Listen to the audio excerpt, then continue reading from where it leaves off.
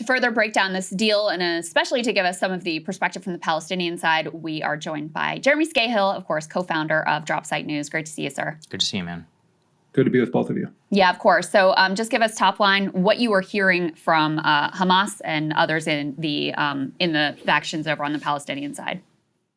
Well, Hamas, had not been given any of the details on this proposal. They were just reading what others were reading over the past, week or 10 days, the leaks that happened in the Hebrew media.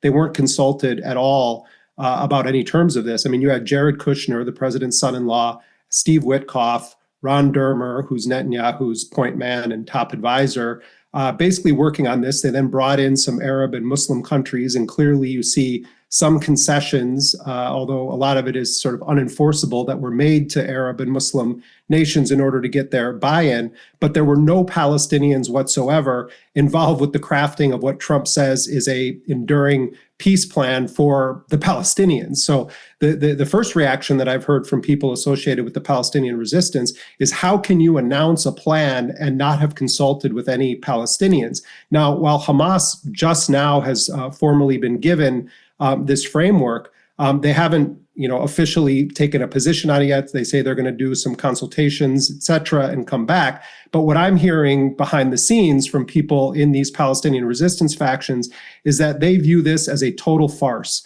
an attempt on the part of Trump and Israel to put an international stamp, a rubber stamp of legitimacy on what amounts to a long-term Israeli subjugation plan for the Palestinians. In the details of this plan, if you read carefully, it links the issue of humanitarian aid and other life essentials to the demilitarization and surrender of Hamas. It also imposes on the Palestinians a foreign-led, essentially kind of viceroy. It seems likely it's going to be Tony Blair, which is quite ironic, bloody ironic, given his role in the invasion and occupation of Iraq. And I'm hearing comparisons of what Bush and the neocons did when they went into Iraq, where they imposed L. Paul Bremer, who cut his teeth working under Henry Kissinger, as the kind of viceroy of Iraq. So there are, and I heard you guys were talking about this earlier, there are terms in this agreement that clearly were lifted from previous frameworks that Hamas had agreed to. The framework about aid and saying that it's going to be run by the United Nations and the Red Cross, the language about the Israelis are going to do a phased withdrawal, a significant number of Palestinians that are going to be freed in exchange for the Israeli captives. But the devil is in the details. On that issue of the captives, what it says is that within 72 hours, the Palestinian side has to release all Israelis living and dead, and only then will there be a release of Palestinian prisoners. It also contemplates a total demilitarization of Gaza. Set aside Hamas and Islamic Jihad for a second. What this is saying is that Palestinians must surrender any rights to defensive war against Israel. These are still a people that under international law are under occupation. And so what this is saying is, in return for ending the genocide, you have to bend the knee. That's how Palestinians are viewing this. The resistance on the Palestinian side is in a very complicated position right now. There's a lot of pressure coming from within Gaza for people who just can't take it anymore. I mean, they're being exterminated. They're being starved. So there is that level of desperation. At the same time, I think that there is a sense that if Hamas formally agrees to this as written, it amounts to a surrender of the Palestinian cause of liberation. And I think we're going to see again Hamas try to come back and say, look, we agree to these things. We understand we're going to swallow some poison pills with this, but X, Y, and Z need to change. The last time they were doing that was the last time I was on this show. And while we were talking, Israel bombed the Hamas negotiators as they met to discuss a plan that Trump told them was going to be his final plan. So I'm hearing a lot of suspicion, a lot of critical feedback on this, but also a recognition that that this may be the time, the last time that they have to make some sort of a deal. And finally, I'll just say, you can't get the Israeli captives freed unless you make an agreement with Hamas and Islamic Jihad. So if Netanyahu's plan is to say, we don't care about the 20 living Israeli captives and the 28 bodies of the others, then they move forward with this plan and say it doesn't matter what Hamas says. But Israeli society seems pretty clear that they want as many of those captives back living as possible. And if that's the case, you have to make an actual deal with Hamas. Yeah, it's so complicated, Jeremy. One of the things that we talked about earlier, I was watching Fox News to my own chagrin while this was all happening, and they kept speculating. They're like, well, why would Hamas agree to this? They would effectively have to give up power. Something that you really enlightened me on is that they don't necessarily want power after all of this, is that they view governance itself as a problem, but they also, it's intertwined, like you said earlier, to the very idea of Palestinian resistance. Could you break down how Palestinian Islamic Jihad, Hamas, and then generally the Palestinian population, the varying different like crosscuts that are all feeding into whether they would agree to this deal? Look, if you look at public opinion polling, not just in Gaza, but across all of Palestine, the occupied West Bank, Jerusalem, Hamas remains a very popular political institution. Yes, its popularity has declined, but it remains a premier player in the life of Palestinian politics. And it was controversial when Hamas, which started as a Islamic resistance movement in the late 1980s, decided to get involved with electoral politics. And I've talked with members of Hamas who say that in retrospect, that was a mistake. But the fact is that Hamas has been the governing authority, for better or worse, over the last 2 decades in Gaza. And if there were democratic elections held tomorrow throughout Palestine, Hamas would fare pretty well in those elections. Palestinian Islamic Jihad has never gotten involved with any electoral politics organized under the framework of the Palestinian Authority, and they've always been a Palestinian resistance movement. What Hamas and Islamic Jihad have tried to do, though, over the course of really the past 6 months, but throughout the genocide, was to say, we're not going to just unilaterally make decisions about what happens in a ceasefire agreement, because it wouldn't be fair to the broader Palestinian society. And so they've tried to pull in as many Palestinian political groups and factions and leaders as possible, including those that are political opponents of Hamas, prior to giving a response. So what I think we're going to see now is Hamas and Islamic Jihad try to gather together as many political factions from Palestine as possible to offer what is a unified response to this American and Israeli ultimatum. But at the end of the day, Hamas, the bombing of Hamas's headquarters in Qatar has created a real challenge for communication. Remember, the external leadership of Hamas can make whatever declarations they wish. They can sign whatever paper they wish. But if the commanders on the ground inside of Gaza, from the Qassam brigades or Soraya al-Quds, the forces that are holding the Israeli captives, the forces that have the weapons inside of Gaza, if they don't sign off on this deal, then it's just a piece of paper with some signatures of people living in Doha, Egypt, and Turkey. So at the end of the day, what the Israelis did in this strike was make it quite difficult for the Palestinian side to actually mobilize everyone to get a unified answer. It's going to happen. I'm told that they're using couriers, but I will say, I've been told by several sources, Hamas leaders, and I don't know how much this has been reported, the Hamas leaders who survived those Israeli strikes are being held in conditions that they don't have regular access to phones. They don't have regular access to computers. Many of them are not allowed to meet with each other. It is extraordinarily difficult to communicate. And, and I'm someone who's been communicating as a journalist with Hamas for many, many months. It's very difficult right now to communicate with them. So that also has been an impact of this, and I think it was intentional. Yeah, I think that's a great point. Jeremy, can you speak, this relates to what you were just saying, to the issue of trust? The deal is only as good as your faith that it's going to be executed according to the terms. There are no guarantees that Israel won't, get their hostages back and then say, no, we're not giving you your captives that we've been holding. No, we're just going right back to the genocide, et cetera. So what is the sense there from the Palestinian side? Well, look, you don't even need to ask a Palestinian. Look what Benjamin Netanyahu did. He stands there next to Trump. He plays his role. He says, yes, we've agreed to this plan. And then he goes and he records a video in Hebrew. And what he says essentially is, we've managed to get an international stamp of legitimacy, including an Arab stamp of legitimacy, on our agenda. No one thought that this was possible. And he even said in that statement, people were saying, Israel needs to withdraw from Gaza, and that's not going to happen. And in fact, if you look at the details of the agreement and you look at the maps that were produced by the Trump administration in rolling this thing out on Monday, the maps look very similar to what Israel has been insisting the whole time. It allows a total encirclement of Gaza. It keeps Israeli forces entrenched in that Philadelphia corridor along the border with Egypt. That always has been Gaza's only gateway to the outside world, not controlled by Israel. And it says that their forces are going to remain there until standards set by Trump for a deployment of an international force are met, which raises another issue. First of all, is Israel even going to agree to allow foreign troops from Arab nations or Muslim nations to deploy inside of Gaza? That's a question, even though that it's in the agreement. But secondly, are those Arab forces, do they think that they're going to disarm Palestinian resistance groups? I mean, you're going to have what, Emirati troops, Qatari troops, Jordanian, they're going to go and somehow disarm Qassam brigades if the Palestinians are saying, no, we won't give up our right to bear arms against Israeli occupation. This thing is riddled with so many landmines, and the great beneficiary of this, no matter what, Trump-friendly media outlets are saying, or Barak Ravid reports about how Netanyahu was dragged into this kicking and screaming. Netanyahu benefits from this tremendously because Trump has gotten all these Arab nations to bend the knee.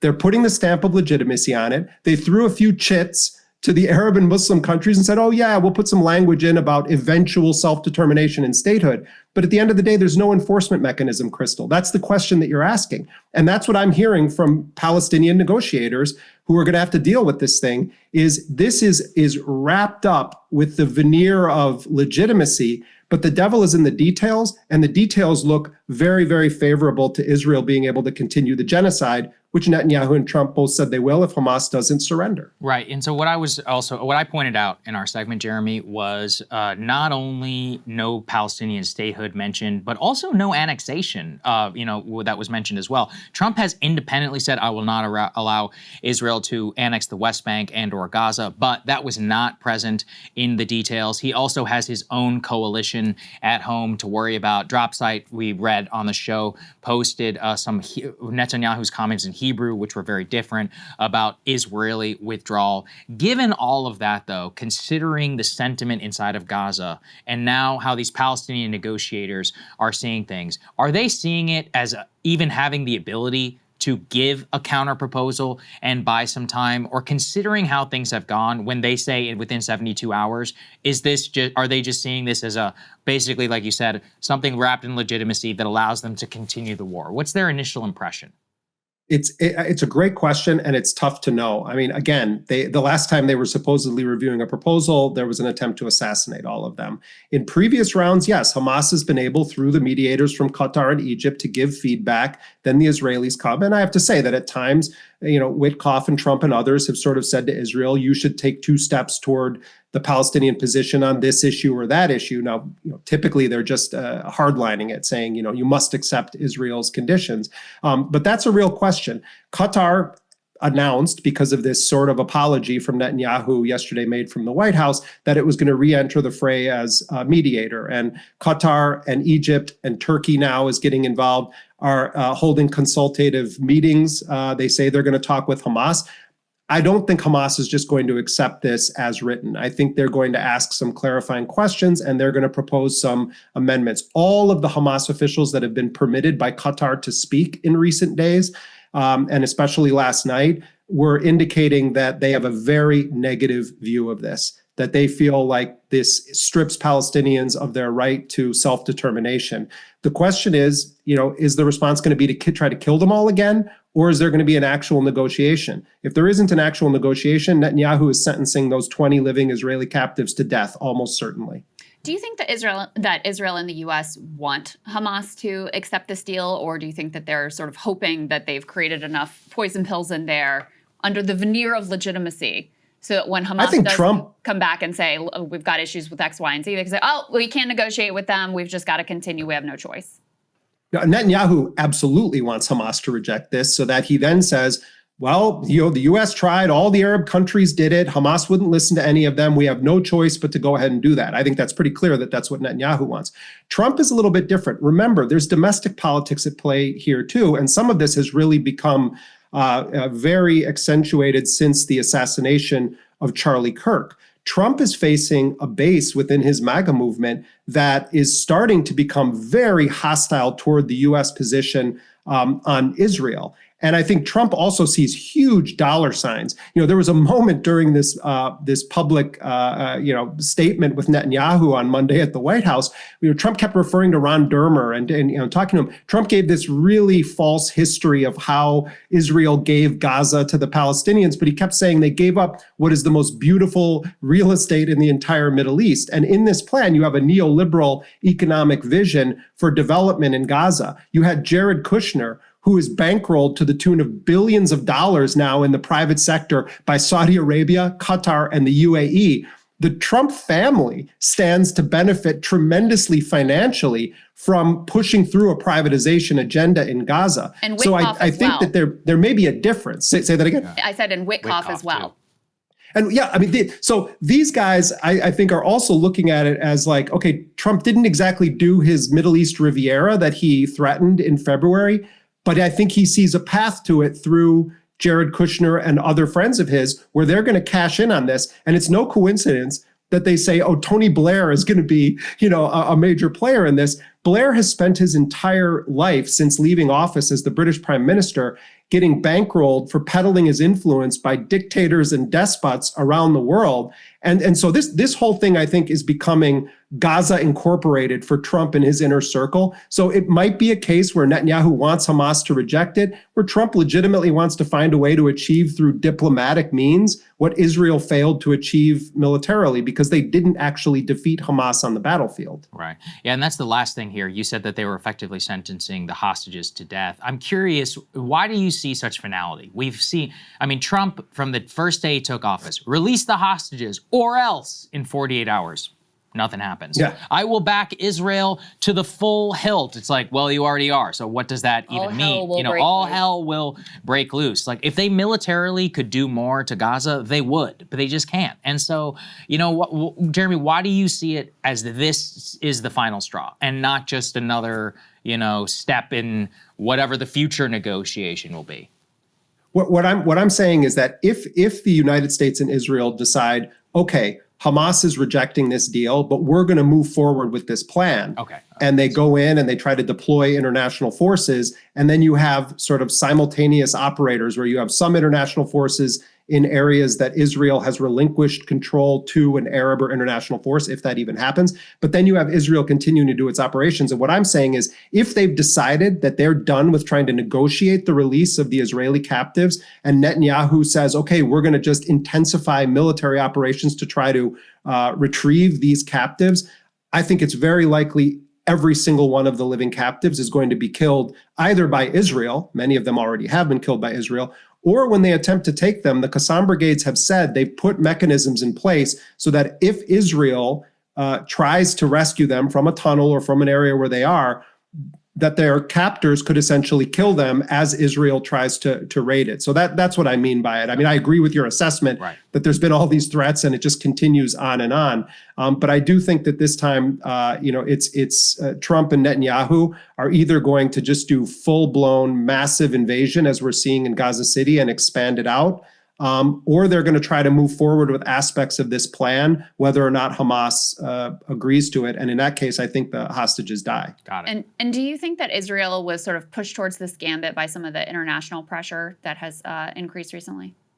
I think Trump was pushed into it by that. Not that he necessarily cares what Europe says or others, but again, Trump, remember in May, Trump took that trip. We all were on this show talking about it to the Gulf. I think Trump legitimately sees massive dollar signs in his relationship with all of these Arab countries. And I think that he also is getting just fed up with having to deal with Israel's war. He realizes that they're not going to be able to win militarily on the battlefield. And so I think he's trying to do what is in the best interests of his family business, his friends' business, and politically in the United States. I think he recognizes that the Marjorie Taylor Greene, Tucker Carlson wing of that movement is gaining popularity, not losing it, and that this is becoming a problem politically for Trump among his own base. Yeah, I think that's probably obviously true. geez, I got Bibi back at the White House again. I got to deal with this. Can't have this guy here every other week. All right, Jeremy, thank you so much, as always, for your in-depth reporting and, great analysis. It's just absolutely invaluable. Thank you, Jeremy. Always a pleasure to come on with you guys. Hey, if you like that video, hit the like button or leave a comment below. It really helps get the show to more people. And if you'd like to get the full show ad-free and in your inbox every morning, you can sign up at breakingpoints.com. That's right. Get the full show, help support the future of independent media at breakingpoints.com.